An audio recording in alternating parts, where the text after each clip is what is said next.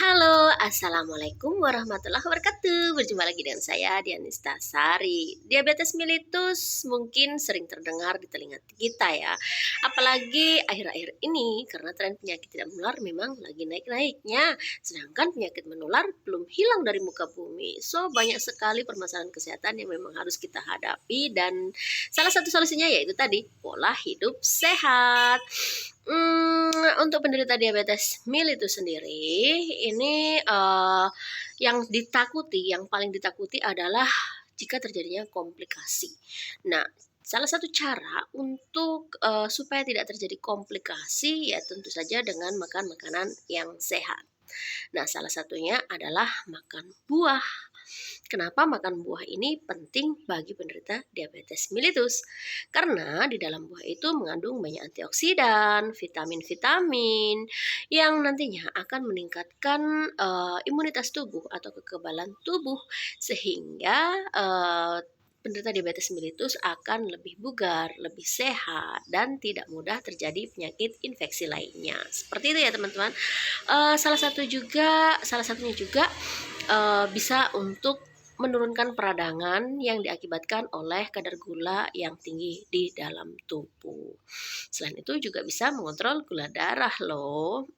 Sebenarnya gimana sih cara memilih buah yang baik untuk penderita diabetes supaya nggak kadar gulanya malah naik, tapi supaya lebih terkontrol gitu. Jadi yang harus diperhatikan yang pertama adalah kandungan gula yang ada di dalam buah-buahan. Buah-buahan apa yang direkomendasikan untuk dikonsumsi oleh penderita diabetes? Yang pertama ini adalah pepaya. Pepaya ini banyak mengandung serat, kemudian vitamin C meskipun rasanya manis tetapi kadar gulanya rendah. Jadi cocok banget dikonsumsi sehari-hari. Kemudian yang kedua ada bengkoang nih. Bengkoang ini rasanya segar, banyak seratnya dan kadar gulanya rendah. Kemudian ada salak. Salak ini juga banyak seratnya loh. Kemudian ada melon. Melon meskipun rasanya manis tapi banyak mengandung air sehingga cocok untuk penderita diabetes. Selain itu ada jeruk. Jeruk banyak mengandung vitamin C. Dan tentu saja ini bagus banget untuk menaikkan daya tahan tubuh. Dan satu lagi ada apel. Apel ini kaya serat, kaya vitamin C, kadar gula rendah, cocok deh untuk penderita diabetes mellitus. Nah, satu lagi nih yang di luar jurnal yang saya baca ya, yang saya baca di sebelum-sebelumnya itu ada yang namanya tomat. Tomat ini banyak mengandung likopen.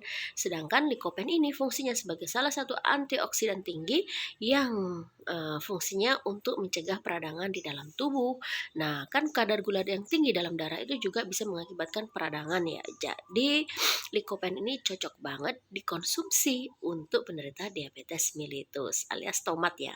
Karena di dalam tomat ini mengandung likopen yang sangat tinggi. Tetapi yang perlu diperhatikan bahwa setiap buah itu kan kadar gulanya berbeda-beda sesuai dengan kondisi buahnya juga. Jadi yang perlu dihindari itu adalah buah yang terlalu matang. Karena semakin matang buah maka kadar fruktosanya juga akan semakin tinggi.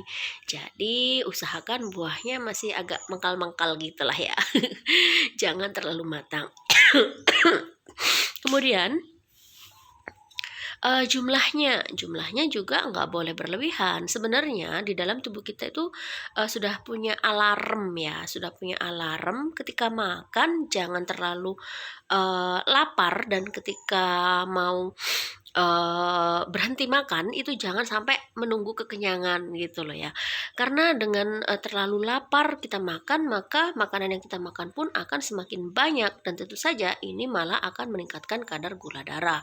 Kemudian kalau misalnya kita terlalu banyak makan, yaitu tadi gula darah bisa naik drastis dari yang gula darahnya rendah atau misalnya normal bisa naik drastis begini. Jadi malah lonjakannya itu malah akan semakin tajam gitu. Itu yang tidak disarankan untuk penderita diabetes mellitus. Jadi disarankan untuk makan di jam-jam yang terjadwal ya, misalnya sarapan ya di jam 6 sampai jam 7. Kemudian di antara waktu makan sekitar jam 9 sampai jam 10 itu cemilan. Cemilannya diusahakan atau disarankan dianjurkan itu menggunakan, cemilan yang sehat, misalnya ya tadi buah-buahan. Kemudian jam 12 makan siang, kemudian jam 3 sampai jam 4 sore bisa cemilan lagi, dan jam 6 sampai jam 7 sore baru makan malam, gitu ya teman-teman.